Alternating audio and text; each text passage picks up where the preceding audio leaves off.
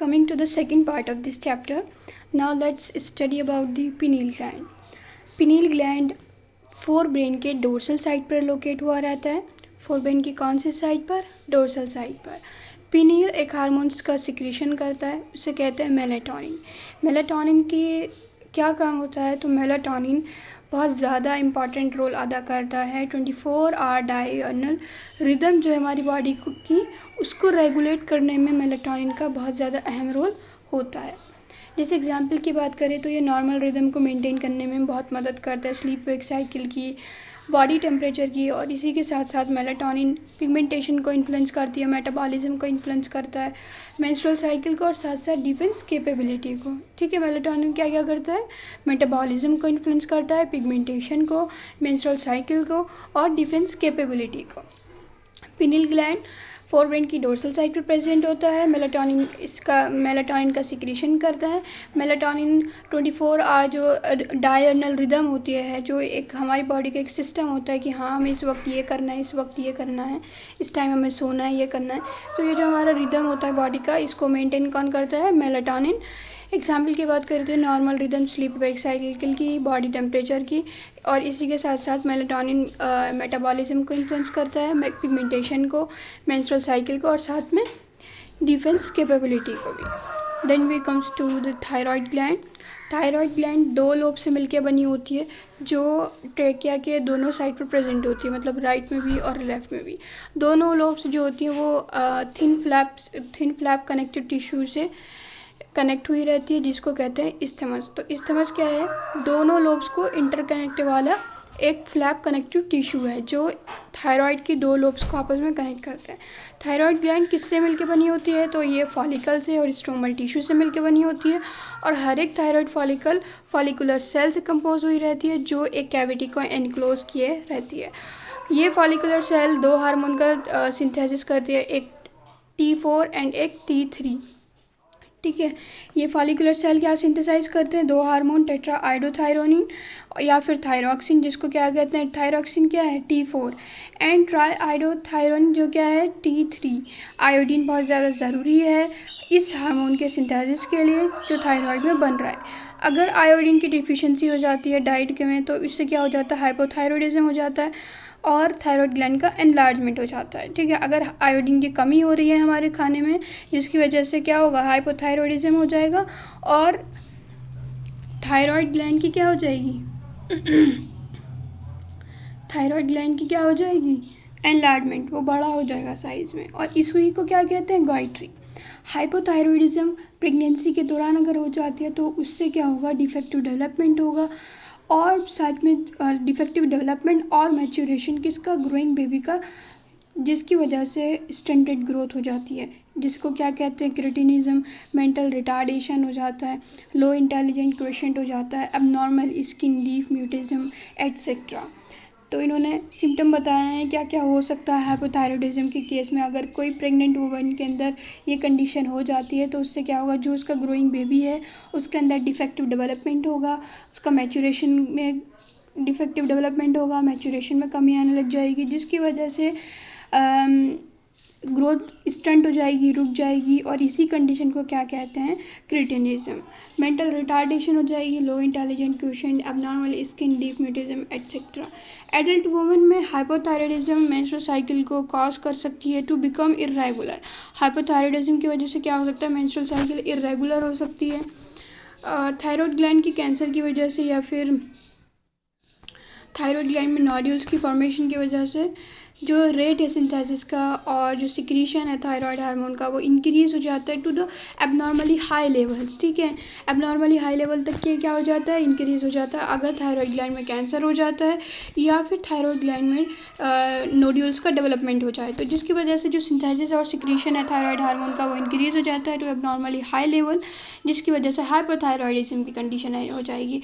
ठीक है, तो यहाँ पर क्या होगा? हार्मोन का सिक्रेशन बहुत ज़्यादा हो जाएगा, और इसी वजह से हाइपरथायरॉयडिज्म की कंडीशन हो जाएगी, जिससे क्या होगा? बॉडी फिजियोलॉजी एडवर्सली अफेक्ट हो जाती है।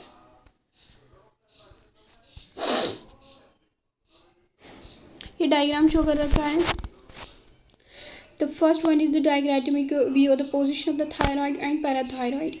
अच्छा, ये जो है आपको थायराइड और पैराथायराइड की दिखा रखी है। जो सबसे पहली है वो तो डोर्सल साइड की दिखाई है और पैराथायराइड की आपको दिखाई है वेंट्रल साइड। ठीक है, डोर्सल साइड पे हमने देखा क्या है, थायराइड ट्रैक किया कि दोनों साइड पर कौन प्रेजेंट है, थायराइड ग्लैंड, जिसकी 2 लोब्स हैं। ठीक है, ये वाला। और फिर हम बात करते हैं इधर पैराथायराइड की बात, जो सेकेंड बी नंबर पर दिया है। तो इसमें क्या दिखा रखा है इन्होंने, पैराथायराइड को दिखा रखा है।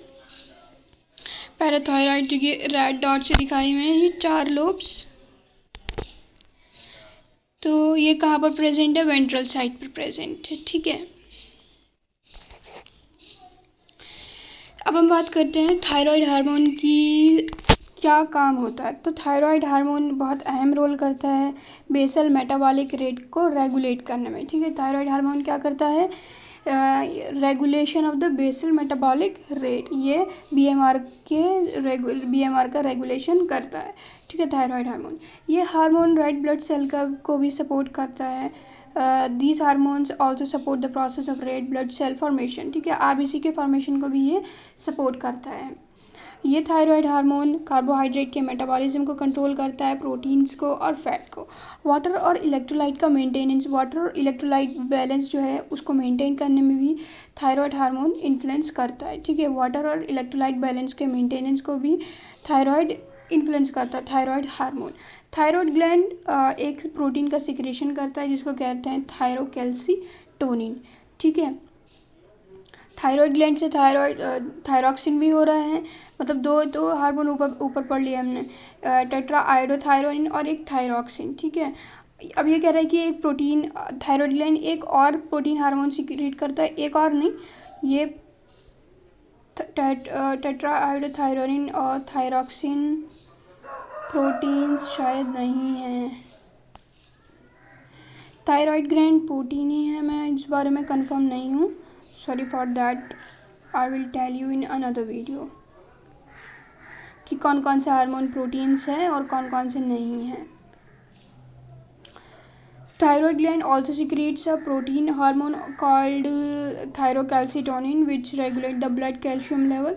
थायराइड ग्लैंड प्रोटीन हार्मोन का भी सिक्रेशन करता है जिसको थायरोकैल्सीटोनिन कहते हैं, जो ब्लड कैल्शियम को रेगुलेट करता है कि कितना ब्लड के अंदर कैल्शियम का लेवल होना चाहिए। ठीक है, फिर बात करते हैं पैराथायरॉयड ग्लैंड की। तो ह्यूमंस के अंदर 4 पैराथायरॉयड ग्लैंड्स प्रेजेंट होते हैं थायरॉयड ग्लैंड की बैक साइड पर। हर एक पेयर प्रेजेंट होता है इन the 2 lobes of the thyroid gland. ठीक है, ये क्या कह रहे हैं, थायरॉयड ग्लैंड की जो एक लोब है उसके अंदर एक पेयर प्रेजेंट होगा, एक पेयर मतलब 2। ठीक है, तो ये कह रहे हैं थायरॉयड ग्लैंड की हर एक लोब के अंदर एक पेयर प्रेजेंट होता है, 1 pair each in the 2 lobes of the thyroid gland. Parathyroid gland secrete करता है पेप्टाइड हार्मोन। तो ये क्या करता है, पेप्टाइड हार्मोन का सिक्रेशन करता है पैराथायरॉयड हार्मोन। और पीटीएच का जो सिक्रेशन है वो रेगुलेट किया जाता है by the circulating calcium ions. जो कैल्शियम आयंस सर्कुलेट के हो रहे हैं ब्लड में, तो वो किसको रेगुलेट करते हैं, पीटीएच के सिक्रेशन को, कि हाँ तुम्हें सिक्रेट होना है कि नहीं होना। तो वो डिपेंड करता है, पीटीएच का सिक्रेशन डिपेंड करता है कि सर्कुलेटिंग ब्लड के अंदर कैल्शियम आयंस का क्या है, कॉन्सेंट्रेशन है, क्या है क्या नहीं है, तो वो उसको रेगुलेट करेगा। कौन, सर्कुलेटिंग लेवल कैल्शियम आयंस का रेगुलेट करते हैं, secretion of the parathyroid hormone. Parathyroid hormone increase करते हैं कैल्शियम +2 लेवल को ब्लड के अंदर। पैराथायरॉयड हार्मोन क्या है, कैल्शियम +2 के लेवल को बढ़ाता है, किसके अंदर, ब्लड के अंदर। तो ब्लड के अंदर कैल्शियम +2 आयंस को, कैल्शियम +2 को कौन बढ़ाता है, parathyroid hormone. Parathyroid hormone bones पर एक्ट करता है, वहाँ से स्टिमुलेट करता है बोन्स के रिजॉर्प्शन को, stimulate the process of resorption, dissolution या फिर डिमिनरलाइजेशन। ठीक है, यहाँ देखो ब्लड के अंदर इंक्रीज़ हो रहा है कैल्शियम आयन, तो वो कहाँ से आएगा, बोन से आएगा। तो वहाँ से क्या होता है, बोन का रिजॉर्प्शन होता है, डिसोल्यूशन या फिर डिमिनरलाइजेशन होता है बोन्स का। पीटीएच स्टिमुलेट करते हैं रीएब्जॉर्प्शन कैल्शियम +2 आयन का रेनल ट्यूब्यूल से भी, और इंक्रीज करता है कैल्शियम +2 के एब्जॉर्प्शन को डाइजेस्टेड फूड से। ठीक है, रेनल ट्यूब्यूल से भी उसका रीएब्जॉर्प्शन कराएगा कैल्शियम +2 आयन का, और साथ में डाइजेस्टेड फूड से भी। ठीक है, कौन करा रहा है, पीटीएच। ये इसी वजह से ये क्लियर है कि पैराथायरॉयड हार्मोन क्या है, हाइपर कैल्शियमिक हार्मोन है। ठीक है, क्या है, हाइपर कैल्शियमिक हार्मोन है, क्योंकि ये क्या कर रहा है, ब्लड कैल्शियम लेवल को इंक्रीज़ कर रहा है। इसी वजह से इसी के साथ साथ TCT के साथ ये कैल्शियम बैलेंस को भी मेंटेन करता है। Along with the TCT it plays a significant role in calcium balance in the body. TCT के साथ ये क्या करता है, कैल्शियम बैलेंस को बॉडी के अंदर सिग्निफिकेंट रोल है इसको मेंटेनेंस करने में, कैल्शियम बैलेंस का।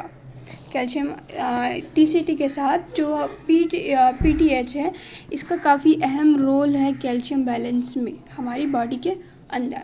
तो इस तरीके से हमने थायराइड और पैराथायराइड पढ़ा। फिर हम मिलते हैं फिर नेक्स्ट वीडियो में। तब तक के लिए आप पढ़ते रहिए।